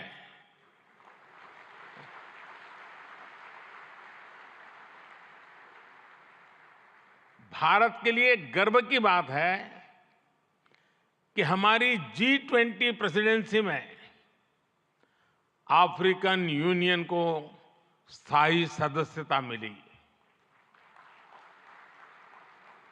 प्रेसिडेंट न्यूसी की भारत यात्रा से हमारे संबंधों को तो बल मिला ही है, भारत अफ्रीका के बीच घनिष्ठता और बढ़ी है। साथियों, चेक के प्रधानमंत्री हिज एक्सेलेंसी पैत्र फियाला जी की ये पहली भारत यात्रा इस पद पर है। वैसे वो भारत पहले भी आए हैं। चेक लंबे समय से वाइब्रेंट गुजरात समिट से जुड़ा हुआ है। भारत और चेक के बीच टेक्नोलॉजी, ऑटोमोबाइल्स, मैन्युफैक्चरिंग जैसे सेक्टर्स में सहयोग लगातार बढ़ रहा है। हिज एक्सेलेंसी पैत्र फियाला, मुझे विश्वास है आपकी इस यात्रा से दोनों देशों के संबंध और मजबूत होंगे। हमारे यहां कहा जाता है अतिथि देवो भव, और प्रधानमंत्री के रूप में आपकी तो ये पहली भारत विजिट है। उम्मीद है आप बहुत शानदार यादें लेकर यहां से जाएंगे। फ्रेंड्स, नोबेल लॉरिएट और तिमोर लेस्ते के राष्ट्रपति हिज एक्सेलेंसी रामोस होर्ता का भी मैं भारत में स्वागत करता हूं। हिज एक्सेलेंसी रामोस होर्ता का गांधीनगर आना और विशेष है। आपने महात्मा गांधी के नॉन वायलेंस के सिद्धांत को अपने देश के स्वातंत्र्य संग्राम से जोड़ा है। आसियान और इंडो पैसिफिक क्षेत्र में तिमोर लेस्ते के साथ हमारा सहयोग बहुत अहम है। फ्रेंड्स, कुछ समय पहले ही वाइब्रेंट गुजरात ग्लोबल समिट को 20 वर्ष पूरे हुए हैं। बीते 20 वर्षों में इस समिट ने नए आइडियाज को प्लेटफॉर्म दिया है। इसने इन्वेस्टमेंट्स और रिटर्न्स के लिए नए गेटवे बनाए हैं। और अब वाइब्रेंट गुजरात ग्लोबल समिट की इस बार की थीम है गेटवे टू द फ्यूचर। 21वीं सदी की दुनिया का फ्यूचर हमारे साझे प्रयासों से ही उज्जवल बनेगा। भारत ने अपनी G20 प्रेसिडेंसी के दौरान भी ग्लोबल फ्यूचर के लिए एक रोडमैप दिया है। वाइब्रेंट गुजरात ग्लोबल समिट के इस एडिशन में भी इस विजन को और आगे बढ़ा रहे हैं। भारत I2U2 और दूसरे मल्टीलेटरल ऑर्गेनाइजेशन के साथ पार्टनरशिप को लगातार मजबूत कर रहा है। One world, one family, one future का सिद्धांत विश्व कल्याण की अनिवार्य आवश्यकता है। फ्रेंड्स, आज तेजी से बदलते हुए वर्ल्ड ऑर्डर में भारत विश्व मित्र की भूमिका में आगे बढ़ रहा है।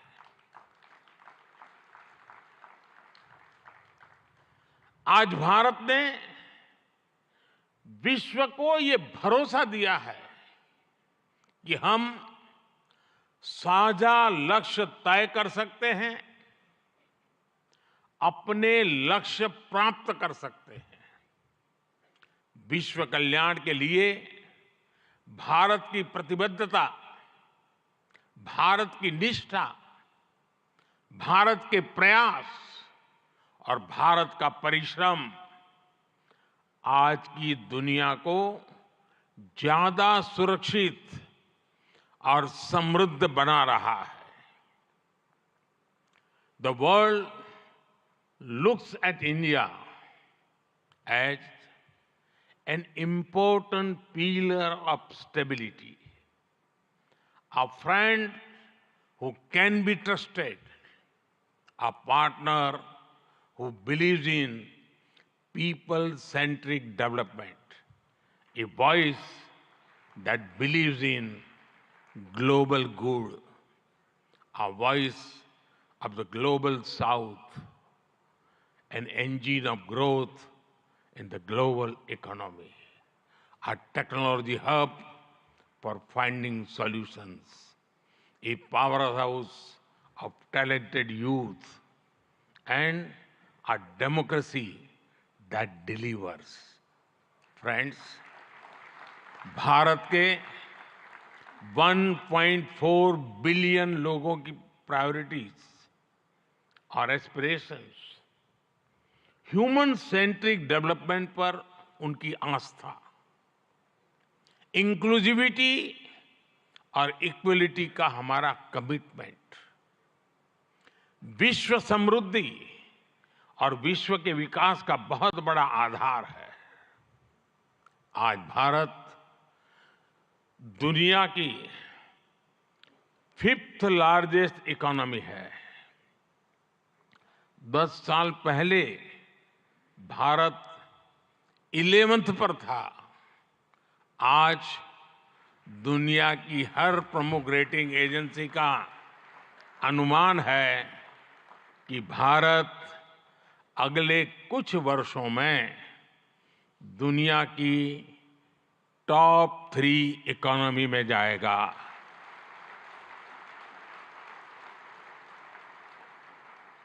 दुनिया के लोग जो एनालिसिस करना है करते रहे, मेरी गारंटी है कि हो जाएगा।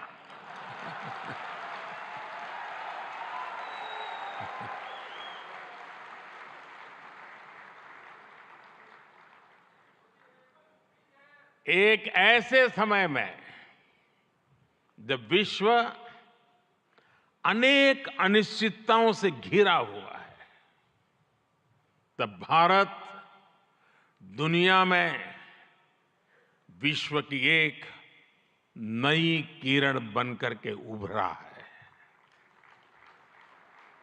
भारत की प्राथमिकताएं बिल्कुल स्पष्ट है। आज भारत की प्राथमिकता है sustainable industry, infrastructure and manufacturing. आज भारत की प्राथमिकता है new age skills, futuristic technology, AI and innovation. आज भारत की प्राथमिकता है green hydrogen, renewable energy, semiconductors, इसका पूरा इकोसिस्टम। इसकी एक झलक हम vibrant Gujarat global trade show में भी देख सकते हैं। और मेरा तो आग्रह है कि ट्रेड शो जरूर देखें। गुजरात के भी स्कूल कॉलेज के विद्यार्थी जरूर जाएं। कल दिन में मैंने हिज एक्सेलेंसी न्यूसी और हिज एक्सेलेंसी रामोस होर्ता जी के साथ इस ट्रेड शो में काफी समय गुजारा है। इस ट्रेड शो में कंपनियों ने world class state of the art technology से बने प्रोडक्ट्स का निदर्शन किया है। E mobility, startups, blue economy, green energy और स्मार्ट इंफ्रास्ट्रक्चर जैसे ट्रेड शो में एक प्रकार से छाए हुए हैं। ये जितने भी सेक्टर्स हैं, इनमें इन्वेस्टमेंट के लिए आपके पास लगातार नए अवसर बन रहे हैं। साथियों, आप सभी वैश्विक परिस्थितियों से भली भांति परिचित है। ऐसे में आज अगर भारत की इकोनॉमी में इतना रेजिलियंस दिख रहा है, अगर आज भारत की ग्रोथ में इतना मोमेंटम दिख रहा है, तो इसके पीछे बड़ी वजह है बीते 10 वर्षों में स्ट्रक्चरल रिफॉर्म्स पर हमारा फोकस। इन रिफॉर्म्स ने भारत की इकोनॉमी की कैपेसिटी, कैपेबिलिटी एंड कॉम्पिटिटिवनेस बढ़ाने का बहुत बड़ा काम किया है। रिकैपिटलाइजेशन और आईबीसी से हमने भारत के बैंकिंग सिस्टम को दुनिया के सबसे मजबूत बैंकिंग सिस्टम में से एक बना दिया है। ईज ऑफ डूइंग बिजनेस पर जोर देते हुए हमने 40,000 से ज्यादा कंपनीज को समाप्त कर दिया है, कंप्लायंसेस को समाप्त कर दिया है। जीएसटी ने भारत में टैक्स के अनावश्यक जाल को खत्म किया है। भारत में हमने ग्लोबल सप्लाई चेन के डाइवर्सिफिकेशन के लिए बेहतर माहौल बनाया है। हाल में ही हमने 3 FTA साइन किए ताकि ग्लोबल बिजनेस के लिए भारत और अट्रैक्टिव डेस्टिनेशन बन सके। इनमें से एक FTA तो यूएई के साथ ही हुआ है। हमने अनेक सेक्टर्स को ऑटोमेटिक रूट से FDI के लिए ओपन किया है। आज भारत इंफ्रास्ट्रक्चर पर रिकॉर्ड इन्वेस्ट कर रहा है। पिछले 10 वर्ष में भारत का कैपेक्स 5 गुना अधिक हो चुका है।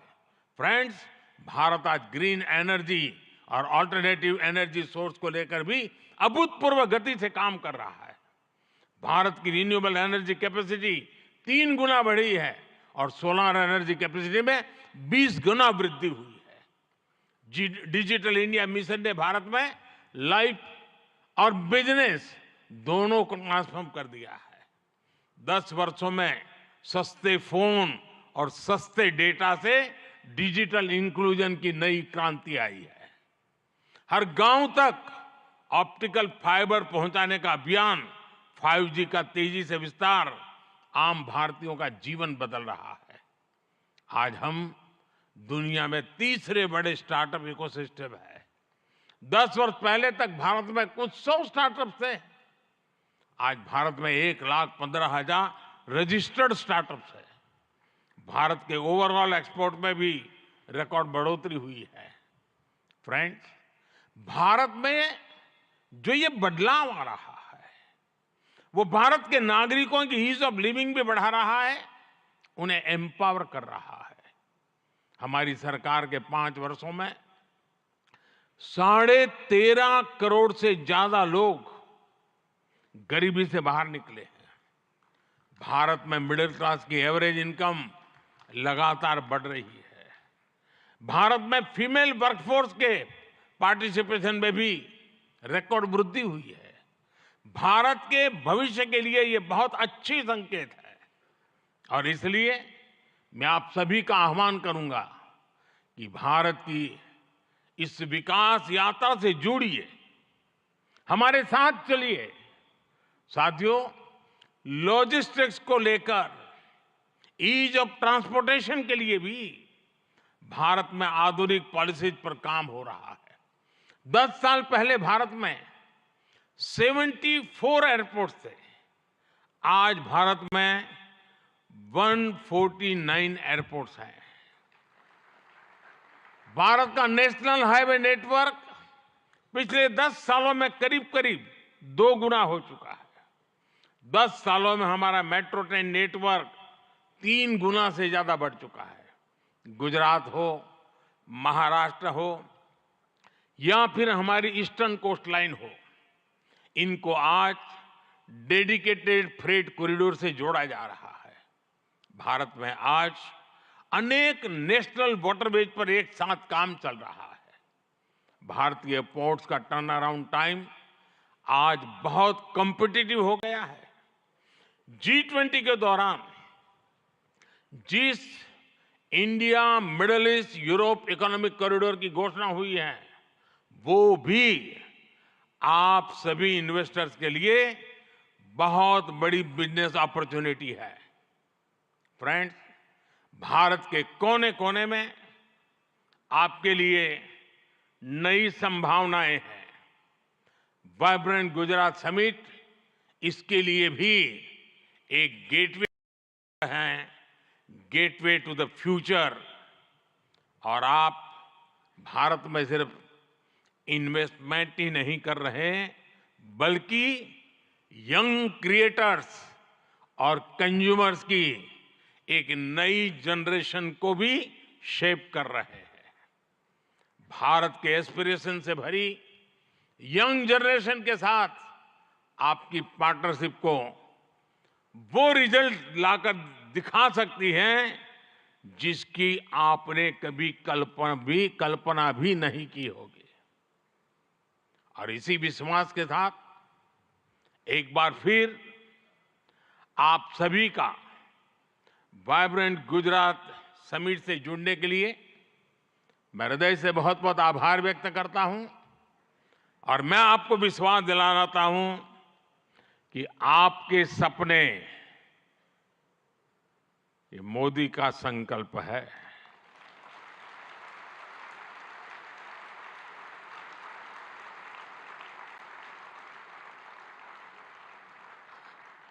आपके सपने जितने बड़े होंगे मेरा संकल्प भी उतना ही बड़ा होगा। आइए, सपने देखने के अवसर अनेक हैं, संकल्प पूरा करने का सामर्थ्य भी मौजूद है। बहुत बहुत धन्यवाद। माननीय प्रधानमंत्री महोदय, आपके प्रेरणादायक उद्बोधन और गुजरात की विकास कहानी में सक्रिय रूप से भाग लेने के लिए, सभी को प्रोत्साहित करने के लिए एवं आपकी प्रेरक उपस्थिति के लिए हम भी आपका बहुत बहुत धन्यवाद करते हैं। We extend our heartfelt appreciation for the same. एक बार फिर यहाँ उपस्थित सभी गणमान्य अतिथि एवं समस्त सभागण का हम आभार व्यक्त करते हैं। बहुत बहुत धन्यवाद।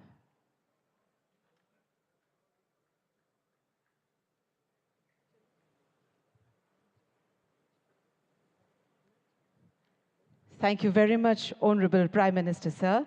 We also extend our heartfelt thanks to His Excellency Sheikh Mohammed bin Zayed Al Nahyan, His Excellency Mr. Jose Ramzorta, His Excellency Mr. Philip Nuzzi, His Excellency Mr. Petre Fiala. And the dignitaries, you will be escorted for the lunch by ushers. So we request you to kindly cooperate. We let first the esteemed dignitaries, our Honorable Prime Minister, sir, and His Excellencies to depart, and then, according to the ushers, you will be guided for the lunch area. Thank you. Thank you very much.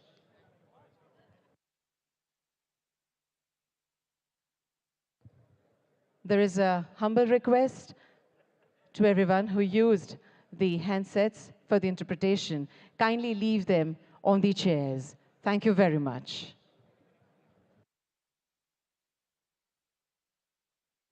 We request to leave the receivers and the headphones to be global summit का किया उद्घाटन प्रधानमंत्री नरेंद्र मोदी ने गांधीनगर से। आप देख रहे थे हमारी स्पेशल लाइव कवरेज।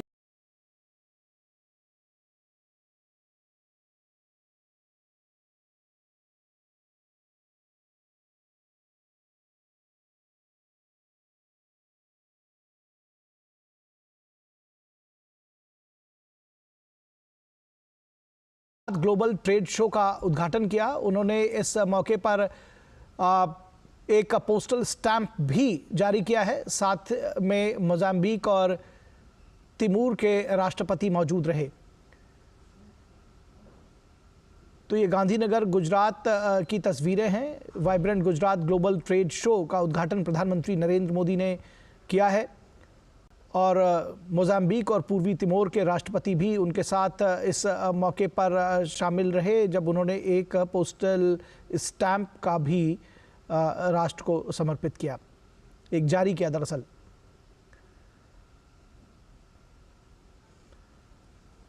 तो ये बेहद महत्वपूर्ण है। जिस तरह कि हमने आपको शुरुआत में बताया कि आज का ये जो ग्लोबल गुजरात वाइब्रेंट समिट है, ये बेहद महत्वपूर्ण है और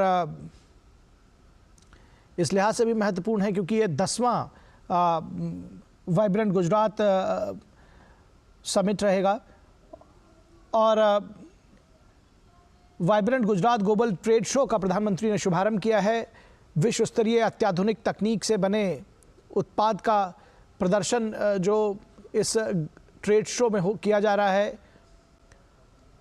और प्रधानमंत्री ने इस मौके पर एक पोस्टेज स्टैंप भी जारी किया और इस मौके पर पूर्वी तिमोर और मोजाम्बिक के राष्ट्रपति भी उनके साथ मौजूद